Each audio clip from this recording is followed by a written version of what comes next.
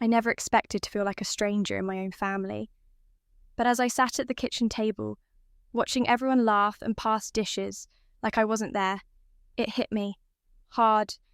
The same table where I once did homework as a child, where my mother used to place a cup of warm tea by my side during winter evenings, now felt colder than ever. We were gathered for my father's 70th birthday. My sister Olivia had organised the party at our parents' house, and it was clear she was the centre of attention. Everyone was complimenting her dress, her career moves, even her vacation photos. No one asked me how I was doing. No one noticed I brought the wine or that I had driven 6 hours just to be there. I kept reminding myself I was doing the right thing, being present, showing up for my family, trying to stay connected. But deep down, I knew something had shifted years ago, and I had just refused to acknowledge it. Olivia had always been the golden child. She could do no wrong in my parents' eyes. When she dropped out of college to find herself in Europe, they paid for the entire trip. When she wanted to start a boutique, Dad gave her a loan with no repayment expectations. And when she divorced her husband last year, they remodeled the guest house so she could move in for as long as she needed. Meanwhile, I had built my life slowly. I worked full-time while putting myself through school, started my own business from scratch, and never once asked them for help. I thought they'd be proud of me, that my independence would be seen as a strength. But instead, it made me invisible. At dinner, my mother turned to Olivia and smiled warmly. "You always bring such light to this family," she said, her voice filled with emotion. Then she looked at me and added, "And thank you for the wine, Lindsay." That was it. No eye contact, no real acknowledgement, just a polite nod before turning back to Olivia. I excused myself to the bathroom, locking the door behind me. I stared at my reflection in the mirror, trying to hold back the tears. This wasn't how family was supposed to feel. You weren't supposed to feel like an outsider at your father's birthday, especially not when you were his child too. Back at the table, Olivia announced that she'd been invited to speak at a wellness retreat in Bali. Cheers erupted. My dad raised a toast in her honour, declaring how proud he was of her resilience and grace through adversity. I felt something inside me wilt. Later that night, as guests were leaving, Dad pulled me aside. For a moment, I thought he might say something kind or meaningful, but instead he said, "Try to be more supportive of your sister. She's been through a lot." I nodded, numb. No one ever asked me what I'd been through, or what it took for me to stay strong all these years. I got in my car, drove back to my apartment and sat in silence. The loneliness wasn't new. It had been growing slowly over the years, but tonight it became undeniable. A week later, I received a group email from Olivia with the subject, "Family vacation? Let's plan." She wanted all of us to go to a luxury eco-resort in Costa Rica for New Year's. Flights, accommodation, excursions. It was all detailed in her colourful spreadsheet. But there was a catch. "Flights are pricey," she wrote, "so if we all pitch in for Mum and Dad, they can join too." And by we, she meant me. I scrolled down to see the cost breakdown. She had already assumed I'd cover half of our parents' trip and a quarter of hers because, as she noted, Lindsay's business is doing great. No one asked me if I was available. No one checked to see if I was okay with this. Just a shared spreadsheet and the casual expectation that I'd foot the bill. I didn't respond right away. I needed to think. Over the next few days, I replayed every memory, every family gathering where I was treated as the responsible one, the helper, the background presence who held things together quietly. The wine I brought, the gifts I sent, the hours I spent on the road just to make an appearance, and how little of it was seen. Then I looked at the spreadsheet again, and something in me snapped, not out of anger, but clarity. I replied, "Hi all, thanks for organising. I won't be able to make it to the Costa Rica trip. I hope it's a wonderful time for everyone." I've decided to start the new year a bit differently, focusing on things that bring me joy and peace. No explanations, no defensiveness, just a boundary. Olivia replied, "Wait, what? You're not coming, but you have to." And then Mom chimed in with, "Your father was really looking forward to having the whole family together." Dad followed up with, "It won't be the same without you, sweetheart." But it wasn't really about me. It was about what I could provide. I didn't reply. Instead, I booked a small cabin in the mountains for the week of New Year's. Just me, a fireplace, and a stack of books I hadn't had time to read in years. The first morning, I woke up to snow falling outside the window. I wrapped myself in a wool blanket, sipped coffee on the porch, and breathed in the quiet. No spreadsheets, no guilt, no one demanding anything of me, just peace. And for the first time in a long while, I felt whole.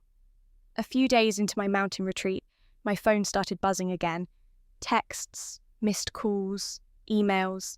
At first, I ignored them. I had promised myself this trip would be about disconnecting, but curiosity got the better of me, and I glanced at the latest messages. "Mum's not speaking to you," Olivia had written. "She says you ruined Dad's birthday by acting standoffish." Another ping. "You always make things about yourself, Lindsay." I locked the phone and set it face down on the coffee table. Ruined his birthday. All I did was show up quietly, brought wine, smiled through the awkwardness, and left without making a scene. But in their world, my presence was only welcome if it served their narrative. If I didn't clap the loudest for Olivia, if I didn't open my wallet for every gathering, I was the problem. The snow continued falling gently outside, and I let it wash the weight of those words off my shoulders. I didn't owe anyone an explanation. Not anymore. Later that evening, I journaled by the fire. I wrote about how much I had given over the years. Not just money, but emotional energy, time, patience. I had stretched myself thin for a family that only saw my value in what I could offer. I remembered birthdays where Olivia's gifts were praised, even if she forgot mine. I remembered the time I paid for Mum's dental work without hesitation, and she later accredited Olivia for keeping the family afloat. I remembered Dad once saying, "You're strong, Lindsay. You don't need as much from us." That one had stung, because being strong doesn't mean you don't need love. By the third day, I felt a calm I hadn't known in years. I cooked myself meals without being rushed. I watched the sunrise and wrote poetry I didn't think I had in me anymore. I laughed out loud at a book and realised it had been months since I had truly laughed. I had started healing, and I wasn't going to let guilt drag me back. But just as I felt myself settling into the silence, a phone call came from a number I didn't recognise. I let it ring, thinking it was probably another guilt trap. But then a voicemail popped up. "Hey, Lindsay, it's Aunt Valerie. I'm not sure what's going on, but your mum's pretty upset. She told everyone you abandoned the family. I just wanted to say, don't let them get to you. I saw how they treated you at the party. It wasn't fair. And for what it's worth, I'm proud of you. You've always carried more than your share." I sat there holding the phone to my chest, tears brimming. Someone had seen. Someone had noticed. The next morning, I decided to write a letter. Not to send, but to release. "Dear Mum and Dad," I began, "I've spent so many years trying to earn your approval without ever really knowing what I was trying to prove. I thought being self-reliant would be enough. I thought you'd see my success and be proud. But I've come to realise that I've been measuring myself with the wrong ruler. Yours." I kept writing page after page, pouring out everything I had held inside for too long. I didn't edit, didn't hold back, just let it flow. And when I finished, I folded it up and tucked it inside my journal. Not to mail, just to keep. As a marker of the moment I stopped needing to prove anything. On the final day of my cabin stay, I took a long walk through the snow-covered woods. The cold air stung my cheeks, but I welcomed it. It woke me up, more than the family's approval ever had. When I returned to the cabin, my phone had another message. This one was from Dad. "Olivia says you're ignoring everyone. That's not like you.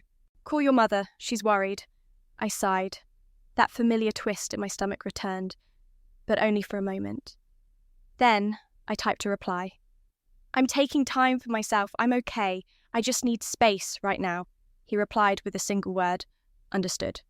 No guilt, no pressure, just that. It surprised me, honestly. When I returned home, I didn't fall back into the old rhythm. I kept my boundaries. I didn't attend the Costa Rica trip, and when they sent photos in the family group chat, I smiled politely and didn't respond. Instead, I took a local ceramics class, reconnected with an old friend, and spent more evenings walking in the park than scrolling through drama-filled texts. My apartment started to feel like home again, not a place I crashed after running from obligation to obligation, but a space I could truly breathe in. One evening, Olivia called. I hesitated, then picked up. "Hey," she said, "just checking in." "Hi," I answered, keeping my tone even. There was an awkward pause, then she launched in. "So, I guess you're mad at me?" I took a deep breath. "I'm not mad, Olivia. I'm just done putting myself last so everyone else can feel comfortable." She laughed nervously. "That's dramatic." "Maybe," I said. "Or maybe it's the first honest thing I've said in a while." Silence again. "I didn't mean to make you feel unappreciated," she offered. "But you did. Repeatedly," I said gently. "And I let it happen because I thought that's what being a good daughter or sister meant. But it's not." "Well, okay," she muttered. "I guess I didn't realise." "That's the problem," I replied. "You didn't think you needed to." She didn't respond to that, and I didn't feel the silence. Eventually, she said, "Anyway, I should go. Take care, Olivia." When I hung up, I didn't feel angry. I didn't even feel sad. I felt clear. Weeks passed, and I kept my distance. It wasn't out of bitterness. I was just finally learning how to protect my peace. I still got the occasional message in the family group chat, mostly photos of Olivia at brunch or reminders about upcoming birthdays. But I didn't feel the need to reply. Not because I didn't care, but because I was finally learning that my worth didn't hinge on being constantly available. Then, one Thursday evening, I came home from work to find a letter taped to my front door. My stomach dropped when I saw the handwriting. It was Mum's. I stood there for a minute, keys still in hand, unsure whether I should open it right away or toss it in a drawer, like I had with old birthday cards I barely glanced at. Curiosity won. I sat down at the kitchen table, tore open the envelope and unfolded the paper. The first line read, "I don't know what I did wrong, but I'm sorry if I hurt you." That word, "if," stung more than I expected. Still, I kept reading. She went on about how Olivia had been struggling emotionally since the divorce, how Dad was worried about everyone drifting apart, and how they missed the old Lindsay, the one who always showed up. Not once did she acknowledge the years I spent silently giving, or the moments I needed someone and got no one. No mention of how they treated me at the birthday dinner. No reflection on the vacation expectation or the coldness in her voice when I didn't comply. I folded the letter and placed it beside my coffee mug. A long sigh left my lips. It wasn't an apology. It was a nudge. A carefully crafted guilt trip disguised in concern. I didn't respond. Instead, I spent the weekend volunteering at the local community centre, something I'd started doing recently. It brought me joy in a way that no forced family event ever had. There, no one expected me to pay for things or play a role. I was just me, helpful, present, and enough. One afternoon, while organising pantry items, I bumped into someone I hadn't seen since college, Maya. We had been in a few classes together, shared some study sessions, but lost touch after graduation. She recognised me first. "Lindsay?" she said, eyes lighting up. "I almost didn't recognise you without a laptop glued to your hands." We laughed, and it felt easy, natural. We caught up quickly, sharing what the last decade had thrown at us. Turns out, she had also started her own small business and had been helping her parents through some tough health years.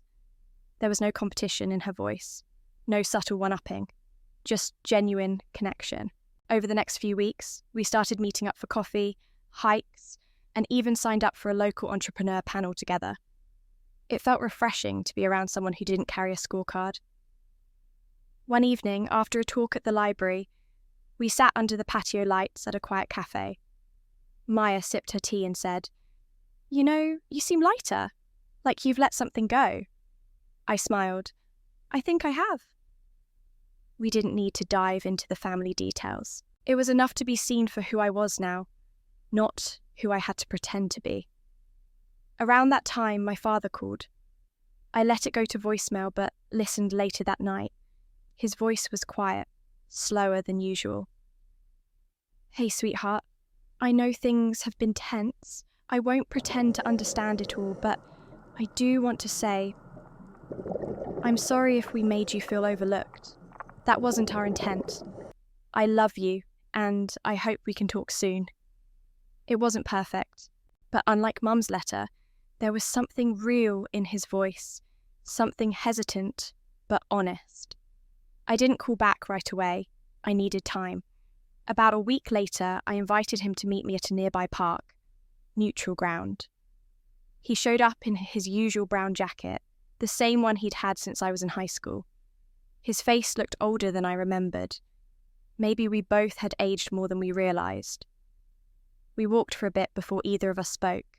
Finally, I said, "Dad, I need you to understand that it's not just about one party or one vacation. It's years of being the backup plan, the one expected to fix things quietly." He nodded slowly. "I know. I think deep down I did know. I didn't want to believe I was part of the problem." "I don't need you to fix anything," I said. "I just need honesty and space." We sat on a bench near the pond. Ducks floated by, unaware of the weight in the air between us. "I miss you," he said quietly. "I'm still here," I replied. "But things are going to be different." He didn't argue, just nodded again. As we stood to leave, he touched my shoulder gently. "Thank you for meeting me." That night, I didn't feel overwhelmed or conflicted. I felt steady. I wasn't chasing approval anymore. I was setting terms for how I wanted to be loved. I still hadn't spoken to Mum or Olivia, and I didn't feel ready. Some doors need to stay closed until there's genuine change on the other side. Spring rolled in quietly, brushing new colour into the trees outside my window. Life began to move forward, not rushed, not dramatic, just steady.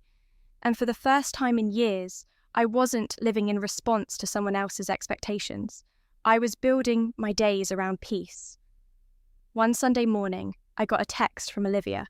It had been weeks since our last brief conversation, and I had assumed she'd moved on to another family drama. But her message surprised me. "Mum had a fall. She's okay, but she's shaken up. I thought you should know." That familiar ache tugged at me, concern wrapped in guilt.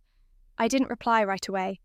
Instead, I drove to the lake near my apartment and sat on the bench with a coffee in hand, watching the ripples catch the sunlight. I needed a moment to feel, not react. Eventually, I called the hospital where Mum was admitted. The nurse confirmed it was a minor wrist fracture. She'd be discharged the next morning. That night, I stood in my kitchen stirring soup, Mum's favourite recipe, the one I learned when I was 16 and she had the flu. My hands moved on instinct, but my mind hesitated. I didn't owe her anything. But this wasn't about obligation. It was about deciding who I wanted to be, even when others had failed to show me the same care. The next afternoon, I visited her. She was propped up in the hospital bed, watching TV with the volume too loud. Her wrist was in a soft cast, and a pillow supported her arm. When she saw me, her expression flickered. Relief, then embarrassment. "You came," she said softly. I did. I placed the thermos of soup on the side table and pulled up a chair. We didn't speak for a while.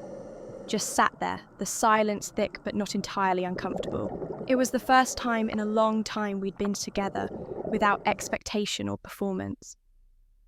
"I read your message to Dad," she finally said. "The one about needing space." I didn't respond right away. She shifted, wincing a little.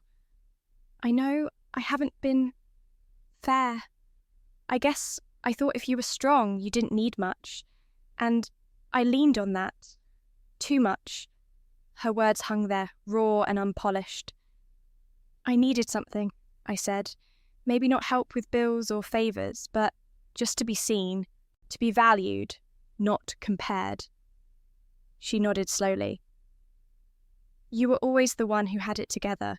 I didn't realise how lonely that can feel. We didn't solve everything that afternoon. We didn't hug or cry or promise to start fresh, but we shared a quiet understanding. A beginning, maybe.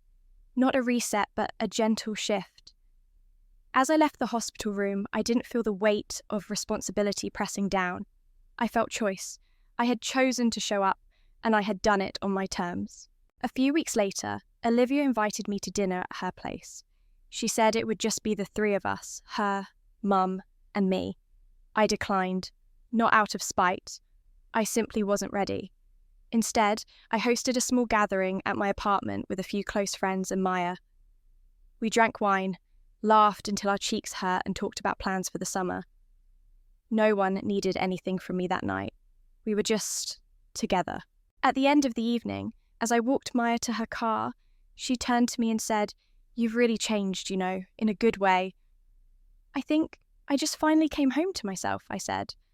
And I meant it. That summer, I launched a mentorship program through my business, something I had dreamed about for years. I worked with young women just starting out, many of them unsure, overwhelmed, and used to being overlooked. I saw myself in them. One day, one of the girls, Shay, told me, "You make people feel like they matter." That one line undid me. I smiled, blinked fast, and said thank you. But later, alone in my office, I cried. Not from sadness, from relief. All those years of not being seen. And now I could be that mirror for someone else.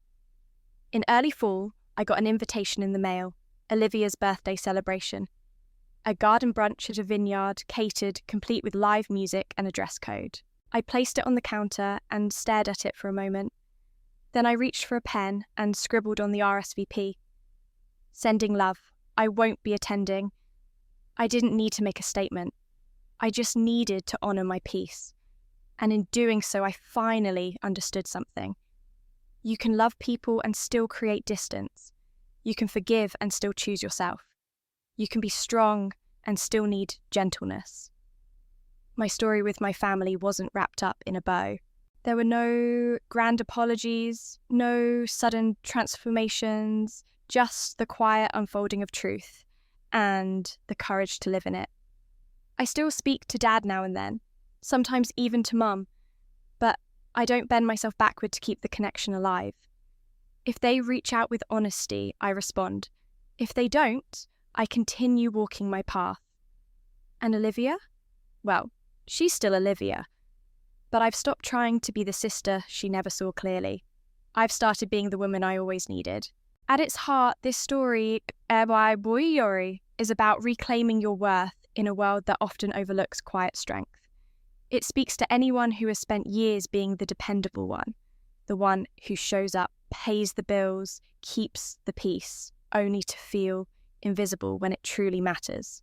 For many of us over 49, these moments of reckoning often come late, when we realise we've been living more for others than for ourselves. This journey reminds us that setting boundaries isn't an act of rebellion, it's an act of self-respect. That choosing peace over approval is not selfish, it's healing. And that we are allowed to walk away from roles that no longer serve our well-being, even if they've been part of our identity for decades. You don't need to burn bridges to find freedom, but you do need to stop crossing ones that only lead you back to pain. If this story resonated with you, take a moment to reflect. When was the last time you chose you? We'd love to hear your thoughts. Drop a comment below, give this video a like if it touched something in you, and don't forget to subscribe for more stories that speak to the soul.